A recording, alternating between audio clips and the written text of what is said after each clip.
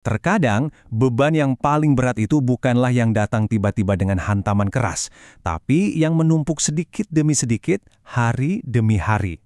Inilah beban perlahan 1.000 hari. Tahu nggak sih, ternyata ada luka yang datangnya bukan dari satu tusukan tajam, tapi dari ribuan goresan-goresan kecil yang tak terlihat.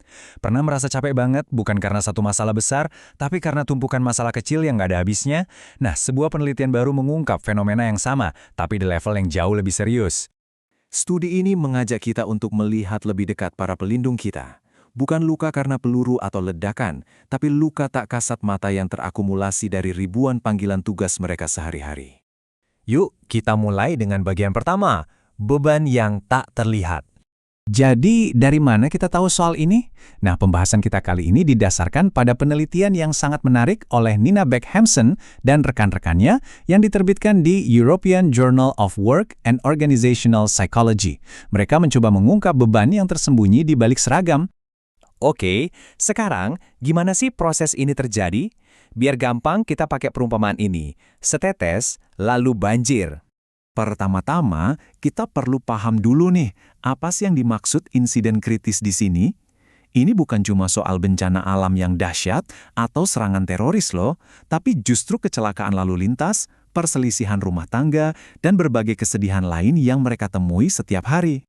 Coba bayangin ya, setiap petugas itu memulai karirnya dengan ketangguhan yang luar biasa. Anggap aja seperti sebuah vas keramik yang dibuat dengan indah. Masih utuh, mulus tanpa retak sedikit pun.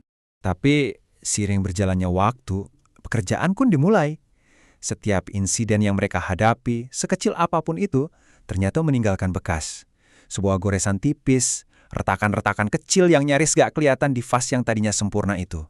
Retakan itu terus bertambah, hari demi hari, menumpuk tanpa disadari. Sampai pada satu titik, satu insiden terakhir yang mungkin buat kita kelihatannya sepele, itu jadi tetesan air terakhir yang membuat semuanya pecah. Vas itu hancur berkeping-keping. Nah, inilah inti dari apa yang studi ini sebut sebagai model beban kumulatif. Oke, dari perumpamaan tadi, sekarang kita lihat data konkretnya. Kita masuk ke bagian di balik angka.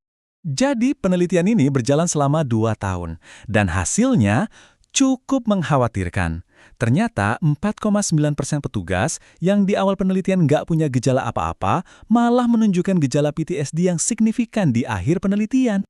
Dan ini bukan angka acak ya, studi ini nemuin hubungan yang jelas banget.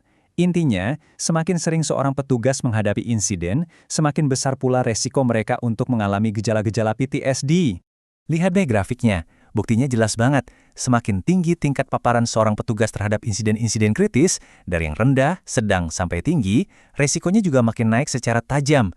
Jadi ini bukan soal kebetulan, ini adalah sebuah pola yang sangat nyata. Terus, apa artinya semua ini buat kita?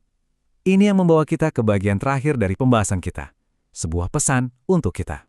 Mungkin temuan ini bisa mengubah cara kita melihat apa itu kekuatan. Kekuatan sejati itu ternyata bukan berarti menjadi kebal dan nggak pernah retak. Mungkin, kekuatan itu adalah saat kita bisa mengakui setiap retakan yang ada dan punya keberanian untuk mencari cara menyembuhkannya. Pembahasan kita kali ini nggak akan ditutup dengan kesimpulan, tapi justru dengan sebuah pertanyaan untuk kita renungkan bersama. Setelah tahu beban yang mereka pikul pelan-pelan setiap hari, bagaimana caranya kita, sebagai masyarakat, bisa ikut membantu memikul beban mereka yang berdiri di garis terdepan untuk kita semua?